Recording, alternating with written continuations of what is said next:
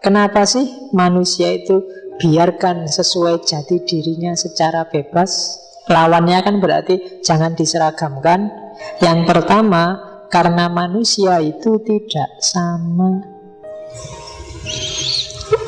One size does not fit all. Nggak ada ukuran yang cocok untuk semua orang itu. Baju pun yang all size itu juga kadang-kadang nggak cocok. Baju all size itu kalau saya yang pakai mesti nggak cocok, mesti kebesaran. Kamu yang tubuhnya gede tinggi pakai all size juga jadinya kekecilan. Nggak ada all size itu. Setiap orang punya size-nya sendiri-sendiri, punya ukurannya sendiri-sendiri,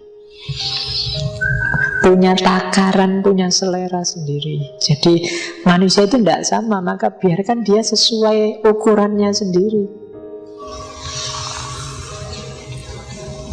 Dalam banyak hal, ada yang bisanya belajar itu sambil dengerin musik. Ada yang kalau denger musik dia nggak bisa belajar.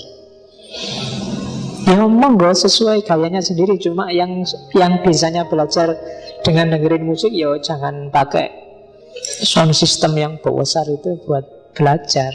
Pakai aja headset. Tapi silahkan, dan jangan dilarang. Kalau dilarang berarti kan nggak bebas. Kalau tiba-tiba keluar undang-undang belajar harus dalam kondisi tenang, matikan TV, matikan komputer, matikan HP, malah nggak jadi belajar. Kita belajarnya pakai komputer sekarang, pakai laptop. Jangan diseragamkan. Kayak di Jogja ini kan ada jam belajar. Jam belajar itu jam berapa? Jam 7 sampai jam 9. Padahal dulu saya kecil, katanya simbah saya belajar itu yang paling baik habis subuh, bukan habis maghrib. Ini kan sebenarnya pilihan gaya, pilihan style yang setiap orang beda-beda. Ada yang memang habis subuh lebih baik daripada habis maghrib. Habis maghrib sudah capek, sudah ngantuk. Kalau habis subuh masih seger. Tapi ada yang bilang, ya habis subuh itu yang ngantuk, Pak. Yang habis maghrib itu yang enak, yang seger. Loh, itu gayanya sendiri-sendiri kan. Yang sukanya habis subuh yang monggo, yang habis maghrib yang monggo. Kalau diseragamkan apalagi dipaksa, susah nanti. Misalnya pokoknya jam 7 sampai jam 9 itu jam belajar, semua TV dimatikan. Nanti yang biasanya belajarnya sudah habis subuh kan protes, loh saya sudah belajar tadi habis subuh, kok TV-nya dimatiin lah, ngapain lagi sekarang. Jadi one size does not fit all. Tidak cocok. Setiap orang punya gaya. Mau habis subuh, mau habis maghrib, ya monggo. Kecuali yang subuhnya 7:30. Itu urusannya beda nih. Bukan belajar habis subuh itu namanya, itu belajar menjelang zuhur. Oke. Jadi prinsip pertama itu, maka bebaskan orang sesuai gayanya sendiri-sendiri. Kadang-kadang tidak cuma gaya kan, selera juga setiap orang beda-beda. Ada yang kemana-mana pakai jaket, dan jaketnya itu aja, jadi bisa 3 bulan tiap hari ketemu, ya yang dipakai itu aja. Ya benar, itu selera. Ada yang tiap hari ganti baju, ternyata ya pinjem bajunya temannya, pokoknya main ke kos-kosan ono baju pakai. Nah, itu beda gaya. Oke. Terus yang kedua, kenapa orang silahkan bebas sesuai gayanya sendiri-sendiri? Karena setiap orang, setiap kepala itu ya pasti lebih peduli pada dirinya sendiri, kebahagiaannya sendiri dibandingkan masyarakat. Jangan nunggu masyarakat mikir kebahagiaanmu. Jangan nunggu orang mencarikanmu jalan biar bahagia. Kamu sendiri yang ngerti. Kamu tidak bisa bilang, biarlah, aku tidak usah mikir kebahagiaanku, yang penting teman-temanku bahagia semua. Tidak manusiawi yang kayak gitu. Yang manusiawi itu ya mikir dirimu dulu, bahagiakan dirimu, dan kalau mungkin bahagiakan orang lain. Jangan jadi, kalau di filsafat namanya altruis. Altruis itu kamu bunuh diri demi membahagiakan orang lain. Punyanya uang 1 juta, ya kalau memang harus sedekah, ya sedekahkanlah 100, 200 ribu, 50 ribu, tidak apa-apa. Jangan disedekahkan semua lah, kamu dapat apa? Jadi setiap orang itu secara alamiah, natural itu peduli pada tujuannya sendiri. Jangan nunggu masyarakat mikir kebahagiaanmu, maka pilih jalanmu sendiri. Itu asumsi kedua. Kamu yang ngerti jalan kebahagiaanmu. Jangan diwakilkan ke orang lain. Jangan, Mas belajar yuk, ini lampunya nyala apa lampunya mati, suka-suka sampean lah. Itu biasanya kamu tidak akan ketemu kebahagiaanmu. Kalau memang sukanya belajar lampu nyala, ya dinyalakan. Kalau maunya belajar lampu mati, belajar apa? Uang lampunya mati. Lah ya, lampunya mati kan belajarnya mesti bukan baca buku itu. Oke, belajar bersama mesti. Oke, yo ngaji kan bisa, tahajud, tahfidz bersama. Oke, terus yang ketiga, karena ada sangat banyak jalan untuk mencapai kebahagiaan, jalan yang paling baik untuk memperolehnya adalah silahkan setiap orang, setiap anggota masyarakat milih jalan sendiri. Milihlah sendiri yang bikin kalian nyaman, bikin kalian bahagia. Kalau dipatok secara sosial, secara bareng-bareng, biasanya terus jadi nggak bahagia semua. Ya kayak kalian ngaji ini loh kan, yang datang silahkan, mau milih duduk di depan sini, di belakang, mau sendenan, mau kelesetan, silahkan. Yang bikin kamu nyaman aja mana. Itu lebih kondusif secara sosial dibandingkan kalau harus diatur. Pokoknya ngaji ini nggak jalan kalau nggak baris di depan ini, satu-satu sampai belakang. Awas kalau nggak gitu, nggak saya mulai ngajinya. Nggak nyaman kamu ngaji. Kalau di depan sini kamu nggak bisa kelesetan, nggak bisa, bukan gayamu. Nah, maka setiap orang cari gaya sendiri. Yang memang suka duduk di depan sini, duduklah di depan. Yang kamu lebih bisa konsen kalau diam-diam di belakang, tidak ada yang tahu, ya tidak apa-apa, duduklah di belakang. Nah, itu lebih membebaskan dan lebih mudah sampai pada kebahagiaan. Oke. Terus kenapa harus begitu? Katanya Mil, justru yang kayak gitu itu manfaatnya besar.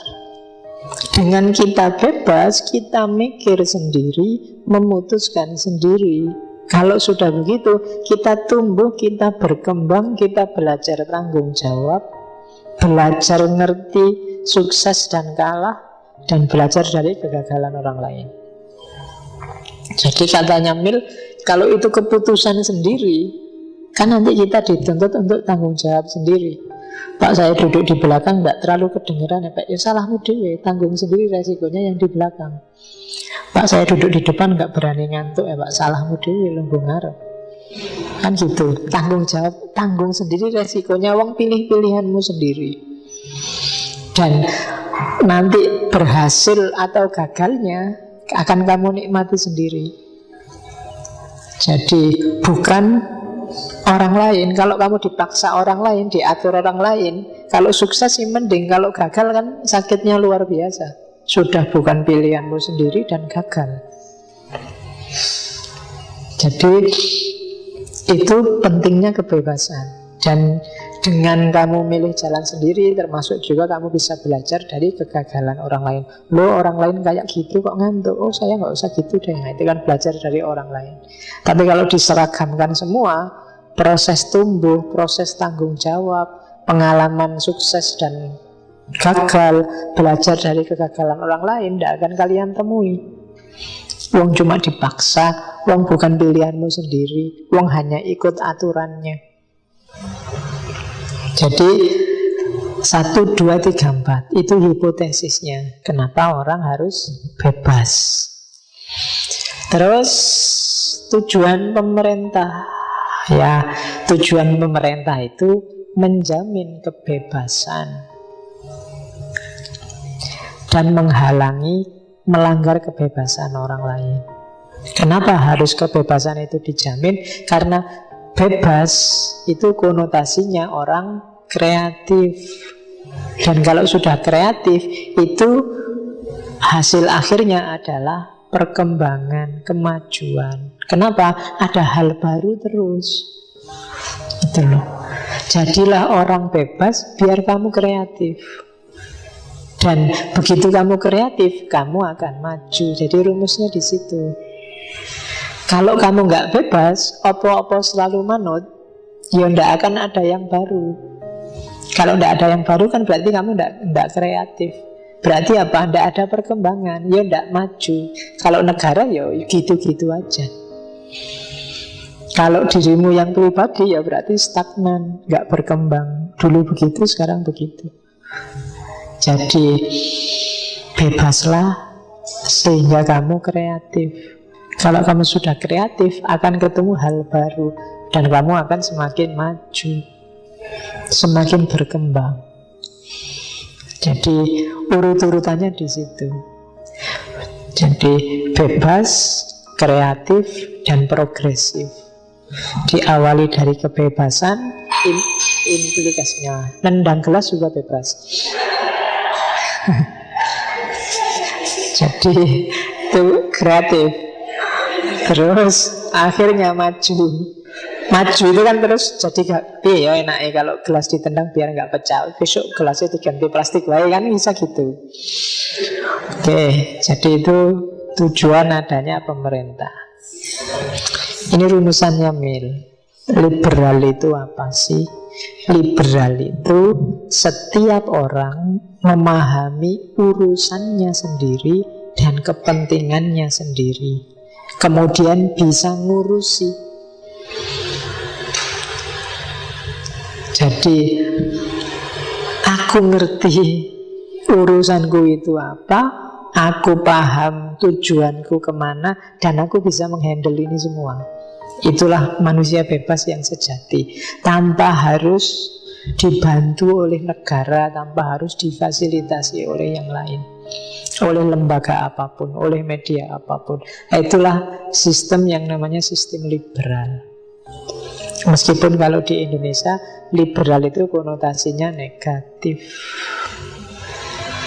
karena orang Indonesia memang sejak awal terbiasa cara berpikirnya agak normatif, didasarkan pada norma-norma. Tidak salah, cuma ya tadi majunya jadi lama. Kenapa? Kreativitasnya tidak seagresif ketika sistem ini jalan. Sistem orang ngerti urusannya sendiri, orang paham kepentingan dan tujuannya apa, dan dia bisa memproses itu semua. Dia punya kemampuan untuk menghandle semua itu.